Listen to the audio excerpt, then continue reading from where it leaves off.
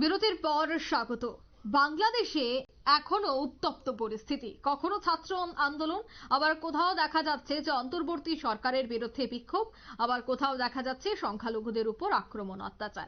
একেবারে বাংলাদেশের বিভিন্ন অন্তরে কিন্তু সমালোচনা শুরু হয়ে গেছে এবং তা কিন্তু বিদেশ স্তরেও অর্থাৎ আন্তর্জাতিক স্তরেও যে বাংলাদেশ নিয়ে সমালোচনা শুরু হয়েছে তার বলার অপেক্ষা রাখছে না। তবে এই মুহূর্তে যে আপডেটের দিকে নজর রাখতে হবে যে বাংলাদেশে ইতিমধ্যেই সক্রিয় হয়ে উঠেছে হুতি জঙ্গিরা। কারণ ভারতে তারা নাশকতা করতে চাইছে, ভারতের নাশকতার জন্যই বাংলাদেশে ফের সক্রিয় হয়ে উঠছে, গজে উঠছে হুতি জঙ্গিরা। হুতি জঙ্গিদের সাহায্য করছে পাক গুপ্তচর সংস্থা আইএসআই।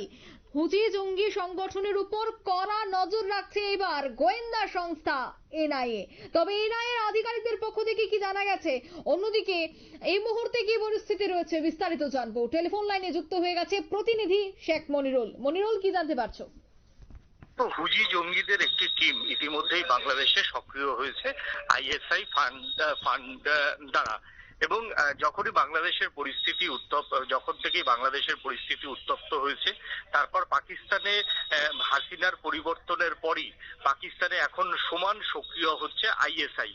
এবং আইএসআই যখন থেকেই সমানভাবে সক্রিয় হয়ে উঠেছে, তখনই হুজি জঙ্গিদের যে জঙ্গি সংগঠন একটা সময় প্রায় মাটিতে মিশে গিয়েছিল, বাংলাদেশে সেই হুজি সংগঠনকে সক্রিয় করার সমস্ত দায় নিয়ে নিয়েছে পাক গুপ্তচর সংস্থা আইএসআই। কারণ একদিকে জামাত জঙ্গি, জামাতদের নিজেদের একটা বেস রয়েছে এখনো বাংলাদেশে, এবং জামাত জঙ্গিরা অনেকেই, নাসিরুল্লাহ ভাই সহ অনেকেই কিন্তু এখন কারাগার থেকে মুক্ত, এবং তারা খোলা আকাশের নিচে প্রাণ ভরে নিঃশ্বাস নিচ্ছেন এবং কিভাবে ভারতের মাটিকে অশান্ত করা যায় সেই চক্রান্তের বীজ বপন করছে। সেই জায়গাতে দাঁড়িয়ে পাক গুপ্তচর যে সংস্থা, তাদের প্রাথমিকভাবে লক্ষ্য ছিল যে হুজি সংগঠন একটা সময় হাসিনার ধরপাকড়ের পর হুজি সংগঠন সম্পূর্ণভাবে মাটিতে মিশে গিয়েছিল, সেই হুজি সংগঠনকে আবার নতুন করে সক্রিয় করাতে। এবং সেই নতুন করে সক্রিয় করানোর জন্য আইএসআই সব রকম চেষ্টা করছে।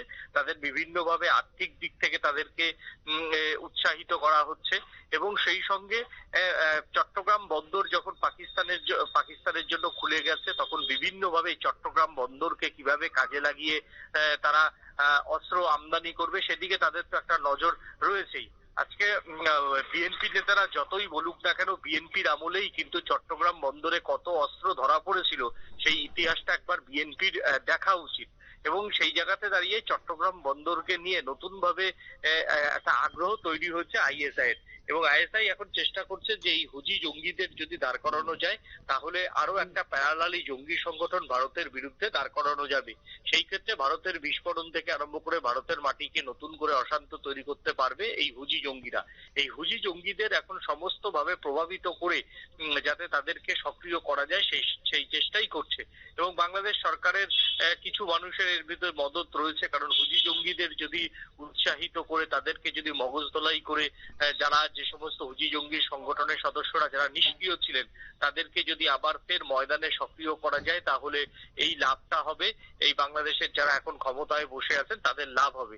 সেই জন্য বিভিন্নভাবে হুজি জঙ্গিদের আবার গতিবিধির কথা কিন্তু ইতিমধ্যেই জানতে পেরেছে এনআইএ এর গোয়েন্দারা।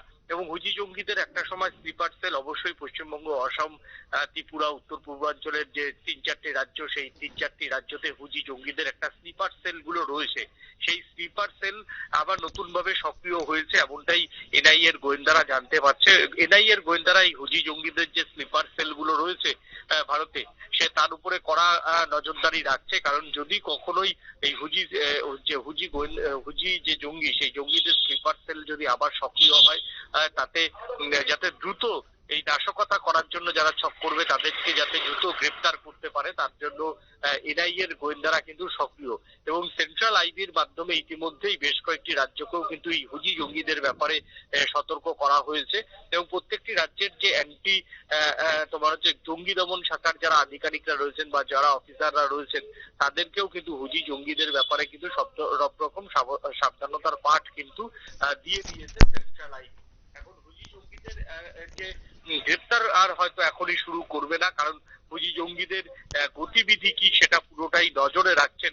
এবার যখন হুজি জঙ্গিদের যে তৎপরতা বাড়বে, নিশ্চয়ই সেন্ট্রাল যে মানে এনআইএ, জাতীয় তদন্তকারী সংস্থা বা বিভিন্ন রাজ্য প্রশাসনকে দিয়ে যে গোয়েন্দা সংস্থাগুলো আছে তাদেরকে দ্রুত গ্রেপ্তার করাবে। তবে বাংলাদেশি হুজি জঙ্গিরাও এখন সক্রিয় এবং এই ঘোলা জলে মাছ ধরতে সমানভাবে নেমে পড়েছে আইএসআই এবং হুজি জঙ্গিদের ঢাল করে আবার একটি ভারতের মাটিতে যাতে অশান্ত করা যায় তার সব রকম চেষ্টা পাক গুপ্তচর সংস্থা করছে এবং সেই সঙ্গে বাংলাদেশি যারা মগজ ধোলাইয়ে বিশ্বাসী সেই সমস্ত মগজ ধোলাইয়াদেরও হাতিয়ার করছে যাতে এই হুজি জঙ্গিদের সদস্য সংখ্যা বাংলাদেশে এক লাফে বাড়ানো যায় এবং তারা যাতে ভারত বিরোধী মানসিকতা নিয়ে আরো মানে কঠোরভাবে রাস্তায় নামে তার জন্যই এই চেষ্টা চরিত্রগুলো হচ্ছে।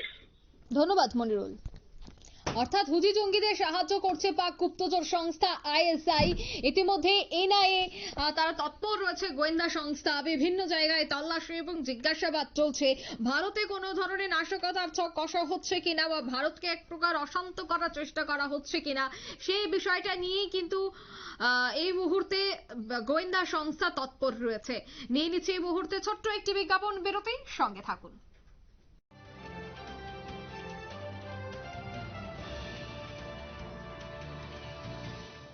শহর হোক বা রাজ্য, দেশ হোক বা বিদেশ, এমনকি